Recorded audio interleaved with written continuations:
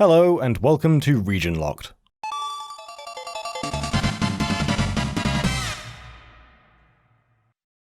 Before his work on the Zelda series, Eiji Aonuma worked as a graphic designer at Nintendo. He managed to get an interview with the company after graduating and was able to show examples of his work directly to Zelda creator Shigeru Miyamoto. Aonuma managed to impress and was put to work making pixel art for Nintendo games. Before he got the chance to work on a Zelda game, Aonuma had the opportunity to direct his own Nintendo title. This game was Marvelous: Another Treasure Island. Marvelous was released towards the end of 1996, and while it's easy to draw clear similarities between Marvelous and the Zelda series, their differences become clear almost immediately. Rather than focusing on action, the game has more of an emphasis on puzzles. Combining popular gameplay mechanics of its time, the game feels like a combination of Zelda and The Lost Vikings, with PC adventure game elements mixed in. Taking control of 3 characters in a team named by the player, the aim is to solve various puzzles and traverse further across the world. To do this, it's required to use all 3 characters as both a team and individually, utilizing their unique traits and items. At any time while walking around, the player can investigate items both near and far with the use of a cursor. This often changes the view to a more detailed first-person perspective, where more information can be given to the player. This can range from talking to characters or investigating objects. During these screens, it's also possible to use items or make use of combined team actions to proceed. This can vary from positioning characters to lift or push objects that lay in their way, or performing unique actions to suit their situation, such as stacking to reach things. Items can also change up gameplay. For example, one character will obtain a baseball glove and ball, which can hit various items and enemies, something which up to this point in the game is not possible. The game's plot follows 3 young boys: Dion, Jack, and Max. Dion is a heart of gold rascal who tends to lead the group. Jack is considered to be the intellectual in the group, and Max is the strongest. The trio are camping with their class on a mysterious island when they uncover a disturbance. A legendary pirate, Captain Maverick, has hidden treasure on the island known as Marvelous, which can only be found by those willing to complete supposedly unsolvable puzzles. The boys use their wits to prove the legend wrong, while also discovering a band of pirates who want the treasure for themselves. While sounding particularly simple, a variety of bizarre and imaginative situations unfold throughout the game.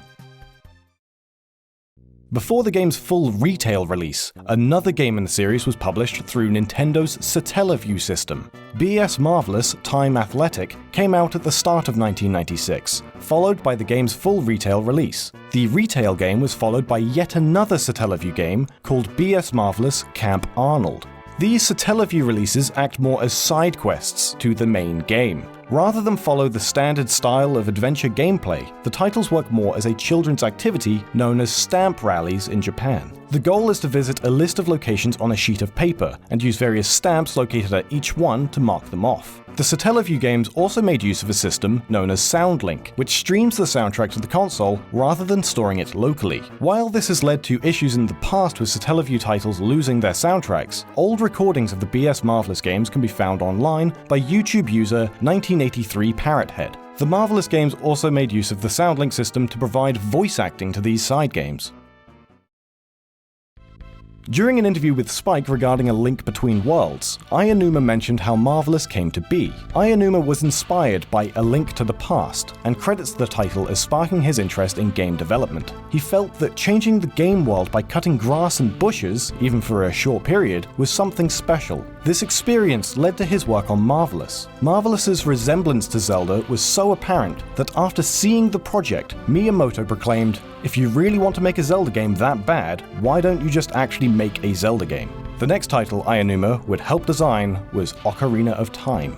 When asked if Aonuma would ever revisit Marvelous or consider publishing the title outside of Japan, he stated, "It would be cool to have it on the Virtual Console, but we'd also have to localize the game, so it might be kind of difficult. And we'd have to do it with superimposed subtitles, because we can't actually remake the game at this point and actually get the data." Despite this, a fan translation of the game was created by Dak R and Tashi. This patch has been updated several times, and its latest release has totally converted all Japanese into English. This includes graphical changes, as well as the dialogue. Aonuma's statement of not being able to edit the title is of course proven false by the mere existence of this patch, but his reluctance is still understandable. Virtual console releases, which were originally exclusive to Japan, tend to keep their original Japanese script. This has very few exceptions, though games like Monster World 4 did receive a full translation.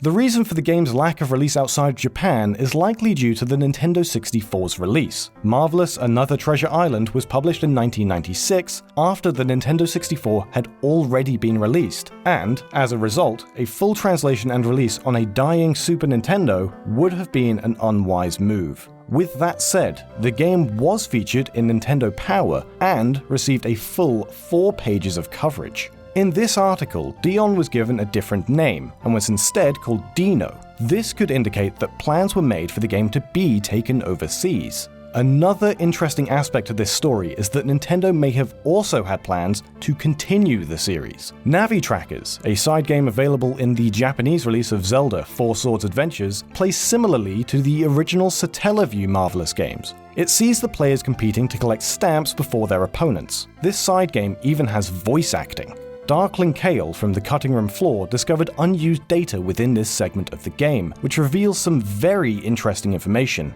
The data includes character icons of Dion in various colors, an unused render of Ms. Gina with some luck rocks which would have appeared on the TV to show the players where each stamp would be, and exact replicas of maps found within BS Marvelous Time Athletic.